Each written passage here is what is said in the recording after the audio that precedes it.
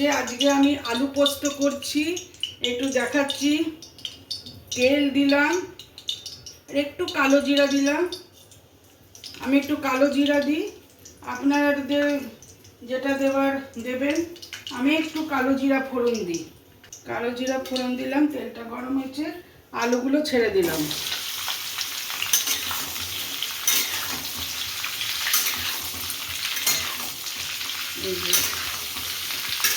আলুগুলো ছেড়ে দিলাম।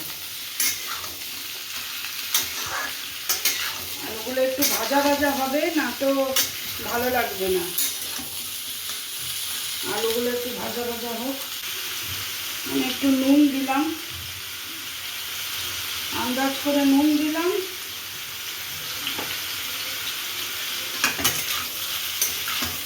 তারপরে লাগলে একটু দেবো, কারণ পোস্ত দেওয়ার পর একটু নুন লাগবে। আবার একটু ভাজা ভাজাটা হোক।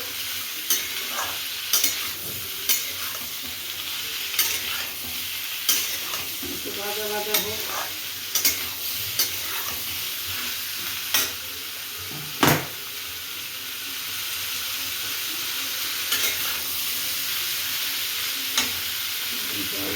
হ্যাঁ, অনেকে হলুদ দেয় পোস্ততে, কিন্তু আমি হলুদ ছাড়াই করব, সাদা পোস্ত।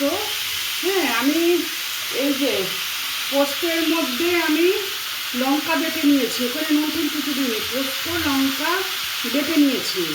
আর আমি হলুদ দেবো না, আমি হলুদ ছাড়াই সাদা পোস্ত করব, হলুদ ছাড়াই করব। হলুদ দেয় অনেকে, কিন্তু হলুদ দিলে মনে হয় কি স্বাদটা একটু পোস্তর স্বাদটা হয়ে যায়, এই জন্য। যে যেরকমভাবে খেতে ভালোবাসে, সবার খাবারটাই সম্মান করা দরকার। যে যেরকমভাবে খেতে ভালোবাসে। প্লিজ আমার চ্যানেলটা একটু সাবস্ক্রাইব করুন, একটু দেখুন, প্লিজ একটু করুন। এই যে আমি একটু জল দিয়ে আলুটা আগে সিদ্ধ করে নেব। একটু জল দিয়ে দিলাম, আলুটা সিদ্ধ হোক। আলুটা সিদ্ধ হোক, সিদ্ধ হওয়ার পর আমি আবার আসছি। এই যে দেখি এবার আলুটা সিদ্ধ হয়েছে কিনা।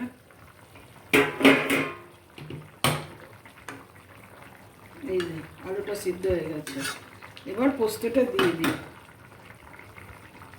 পোস্তর মধ্যে নুন আর না লঙ্কা আর পোস্ত দেওয়া আছে। পোস্তটা লঙ্কা দিয়ে করেছি, বেটেছি।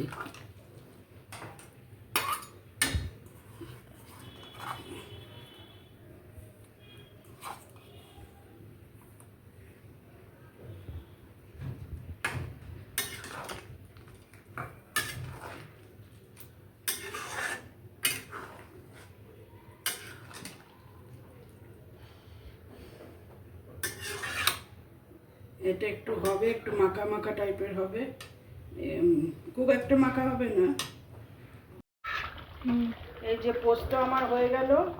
পোস্তটা আমি এরকমই রাখি, একটু মানে একটু গ্রেভি গ্রেভি টাইপের রাখি। অনেকে শুকনো খায় যায়, হ্যাঁ আমি একটু গ্রেভি গ্রেভি টাইপের রাখি। হ্যাঁ,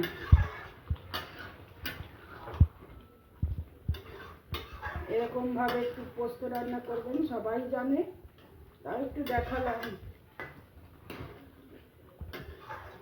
আমার পোস্ত ডান হয়ে গেছে। প্লিজ আমাকে